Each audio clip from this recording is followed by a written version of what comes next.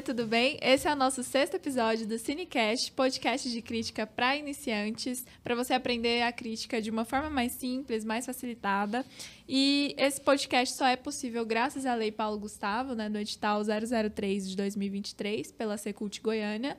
Nesse episódio, a gente vai falar sobre a crítica pelos ouvidos dele, o som. Peguem as suas pipocas, então, e vamos lá. Hoje a gente vai entrevistar a nossa parceira aqui, né, nos outros episódios. Ela que é musicista, ministra as disciplinas no curso de cinema e audiovisual da UEG. Tá, Georgia, obrigado mais uma vez. Obrigada a vocês, gente. Já estou me sentindo assim, em casa, freguesa. Em uma das aulas de som, a gente aprende que toda trilha de um filme tem um conjunto de stems, que são faixas de uma mesma música para momentos diferentes. Eu queria que você falasse um pouco da importância dessas stems, o que elas são e da importância delas para uma obra cinematográfica. Ótima pergunta. Vamos começar diferenciando trilha sonora de trilha musical. O que é a trilha sonora? É o conjunto de todos os sons do filme, inclusive música, né? Então, a gente tem os diálogos, a gente tem os efeitos, a gente tem o Foley, que são os ruídos feitos a partir da movimentação dos personagens, abrir e fechar de porta, barulho de roupa, né? Enfim. E a gente tem a música, no meio de todos esses sons que compõem a trilha sonora. A trilha musical é essa que, muitas vezes, quando a compositora produz a trilha, ela vai produzir dividindo essa trilha, organizando em famílias. Então, vamos pensar, por exemplo, numa orquestra. Você tem o naipe de cordas, né? Então, nas cordas você tem violinos, violoncelo, contrabaixo, viola clássica, né? Tudo que tem cordas. E depois você tem o naipe de madeiras, oboé, clarinete. Você tem o naipe de metais, trompete, trombone, tuba, né? Então, a depender da família de timbre, né, você reúne esses sons numa mesma pista de edição. O que isso vai fazer? Vai facilitar para você fazer qualquer alteração, você já faz, ao invés de você fazer em cada instrumento da família, você já faz na família inteira. Então, no momento de muita tensão, onde eu quero um som mais pesado de trombone, eu quero o som dos metais, dando esse clima de tensão. Então, eu tenho a opção de alterar só naquela pista, daquela família de metais, vamos aumentar a intensidade, vamos aumentar esse volume aqui. E aí, o restante da trilha fica inalterado. Então, a vantagem da divisão em stems, nesse agrupamento familiar, digamos assim, é você poder alterar só aquela característica daquela família de timbres específica. E o engraçado é que tem um cuidado com a emoção do filme também, né? Colabora muito para o leitmotiv. É uma trilha só, você percebe ela no filme inteiro, mas ela sofre variações conforme o desenrolar da narrativa, conforme o estado de emoção do personagem, se ele está no quarto dele chorando ou se ele está cavalgando no campo, né? Então, você reconhece a trilha. Em geral, o leitmotiv ele é feito da música tema do filme, né? O grande tema do filme. Né? Derivadas. Então, leitmotiv, variações. Essa trilha ela vai sofrer variações e, nesse sentido, ela também ajuda a contar a história desses personagens. A intenção dessa trilha de direcionar o público para uma determinada emoção, sentir o filme, é muito importante. A gente tem muitas referências. Muitas. Eu creio, para mim, que os cineastas brasileiros tem um cuidado todo especial com esse som incidental, esse som que leva a gente para viajar. Não propriamente só os sons dos ruídos, o tiro, a bomba, coisa, mas esse som que tira a gente de um lugar e leva para outro lugar na sequência de cenas, né? Eu sinto muito isso no cinema brasileiro. Tem alguma referência, assim, alguém que se destaca nessa área e por quê? Nossa, tem muitas referências. Eu sou fã de muitas pessoas pensando mesmo dentro do cinema brasileiro, né? Por exemplo, eu tenho uma amiga chamada Tid Borges. Ela foi a primeira presidenta da Associação Brasileira de Cinematografia. Incrível. E ela fez a captação de som do filme, como é que é, gente? A Hora da Estrela. Imagina, ela fez a captação de som da Hora da Estrela. Então, ela é uma excelente captadora de som. Hoje, ela é professora do curso de cinema da FAAP, em São Paulo, né? Que é uma mulher que está nessa batalha há muito tempo, né? Assim, todo o meu respeito. Temos também outras mulheres interessantes, né, na captação de som, da mixagem. Tem a Marina Mapurunga, que lá na Universidade Federal do Recôncavo da Bahia, ela, por fim, fez uma orquestra de laptops. Ela faz música ao vivo para exibição de cinema, né? Ela faz trilhas também, foi pesquisadora de um grupo muito importante que chama O Grivo, que faz muitas trilhas interessantes também, né? Então, você tem aí muitas referências. Agora, uma coisa muito importante que você falou também é a emoção. A emoção é a função primeira, por exemplo, da música no cinema, né? E sem essa emoção, o resto é o resto. A gente precisa, muitas vezes, numa situação de análise técnica, de uma análise crítica, a gente quer deixar de lado a emoção, pois isso não é o conteúdo que se fala em crítica. Sim, é a primeira matéria-prima para a gente sair do lugar quando a gente assiste a um filme. É o que atrai pessoas. É o que atrai as pessoas, é o que emociona o público de cara, assim. Então, é muito interessante, porque enquanto a fotografia está lá orientando o seu olhar, o som, ele é invisível, ele é vibração. Então, você está de olho na tela, mas, por exemplo, como é que eu faço uma sonorização de uma cena de festa? Olha lá o Poderoso Chefão, né? Cenas muito complexas. Olha lá o Apocalipse Sinal, cenas de guerra muito complexas, né? Como é que eu sei para onde que eu olho? O som faz esse trabalho. Então, a gente tem figuras muito importantes e funções muito importantes, são várias dentro do som, da captação que eu falei aqui, ao projeto sonoro, né, conhecido como sound design, que vai fazer todo o conceito do filme, todo o conceito sonoro do filme. Como a pessoa está ali muito preocupada com a imagem, infelizmente ainda a gente vive numa cultura em que a imagem é tida como mais importante que o som. Mal sabem essas pessoas, né, que ambos são muito importantes. É muito interessante, porque enquanto você está ali muito preocupado com a imagem, é igual ao ilusionismo. Te dá uma rasteira, o som vai te dar rasteira. Então, você está pensando que é o sangue que está te assustando no filme de horror, mas, na verdade, é o grito, né? Então, Chaves. Chaves não é mais engraçado, gente. Assim, desculpa, né? É o mesmo episódio. A gente ri até hoje. Por quê? Tem a claque lá, que é aquele arquivo de risadas pré-gravadas que no final de cada piada sem graça tá lá e você tá rindo, morrendo de rir, rolando de rir, né? Então, assim, existem sugestões e caminhos que o som dá. Aproveitando a última pergunta do Rony, eu queria que você agora citasse algumas referências brasileiras em questão de obras mesmo, assim, que o som é muito criativo. Nossa, sim, vamos começar de trás para frente. Eu acabei de assistir um filme num festival que acontece lá em Curitiba, que é o Olhar de Cinema, que é Retrato de um Certo Oriente, né? O Retrato de um Certo Oriente conta a história de dois irmãos libaneses, né? Um homem e uma mulher, que vêm para a Amazônia, né? E o irmão tira a irmã do convento, né?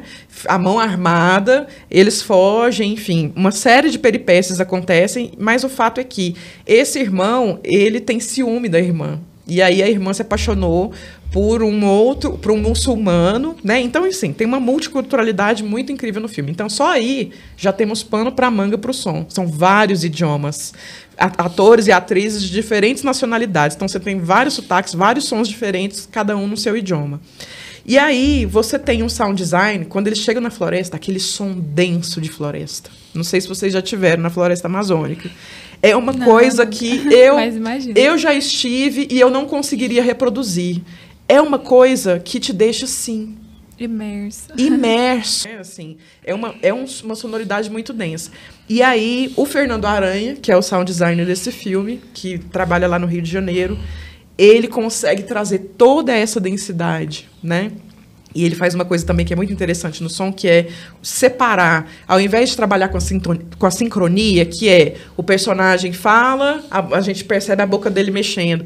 Ele vai, então, colocar os sons de lamento dos personagens com a imagem da floresta, né? Então, ele vai fazer certos jogos, né, de cena com som que é muito interessante também. Então, esse seria, por exemplo, uma referência imediatamente, assim, né? Deve ser lançado em breve no cinema brasileiro, né? Tem uma outra brasileira também, que é Durval Discos, que eu não poderia deixar de falar, pois esse filme mudou a minha vida, né? Que é um filme que parece engraçado, ele parece leve, mas ele é super pesado. E o peso quem dá é o som.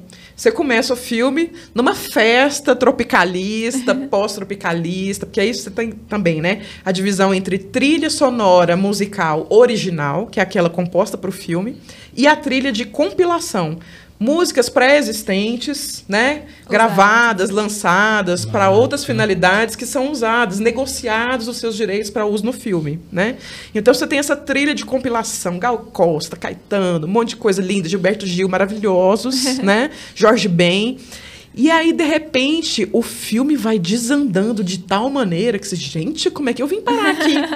E aí a trilha musical original do André Abujanra que vai fazendo esse caminho, que não é uma coisa assim que você vai se construindo lá no subconsciente, lá atrás, e vai trazendo um som oscilante. Quando eu comecei a entender o que era o som de cinema, eu comecei a fazer um exercício.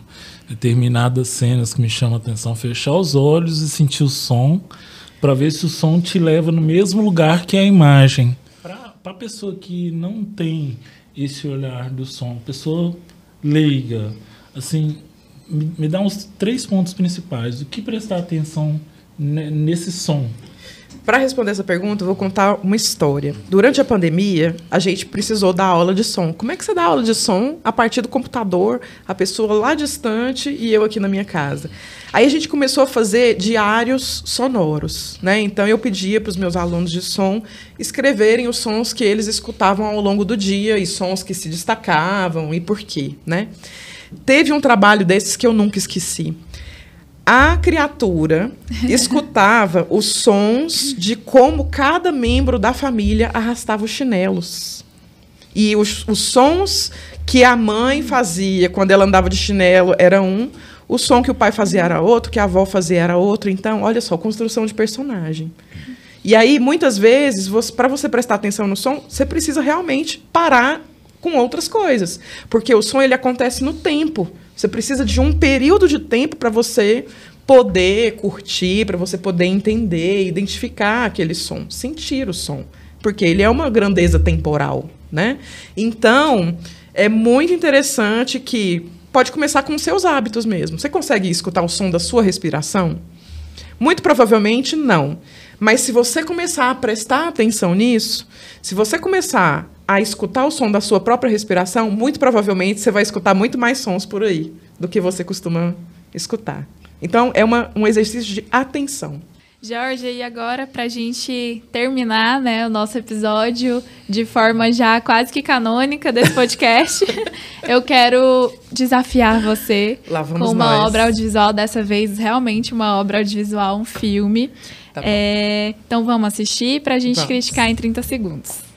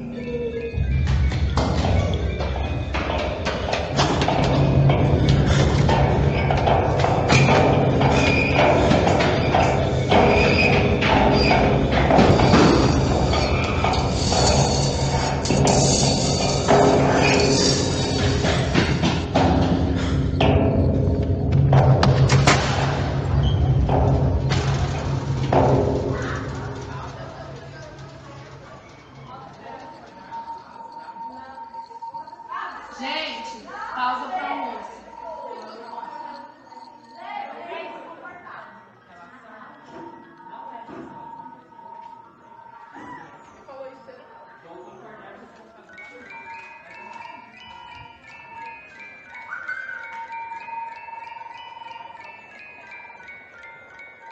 Bora lá, você tem 30 segundos. Meu Deus.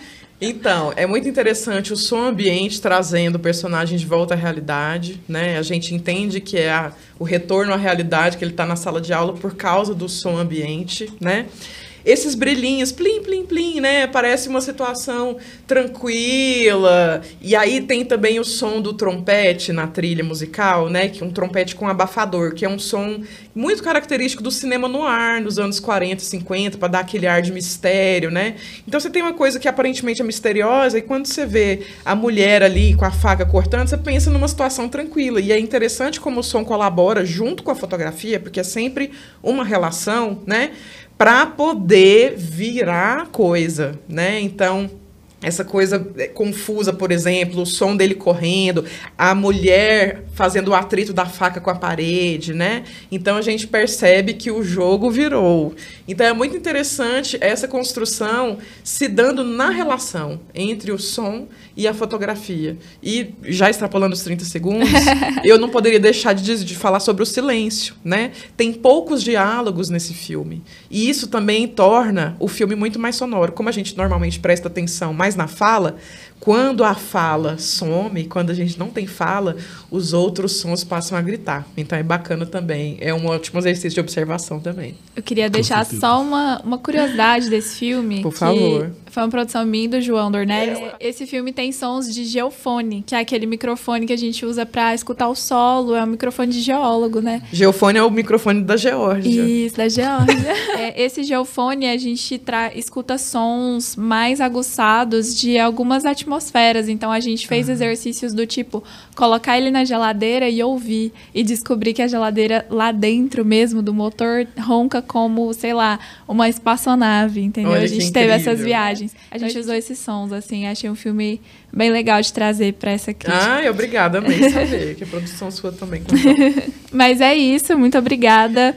A gente chega ao fim do 6º episódio sobre som, que é um assunto que eu amo falar. É uma criatividade sem fim. Eu quero agradecer a produção do Estúdio Bold, a produção do Rony, né, a presença da Geórgia. E a gente se vê no próximo episódio, no 7º episódio, falando aí sobre direção. Um beijo para vocês, até logo. Até.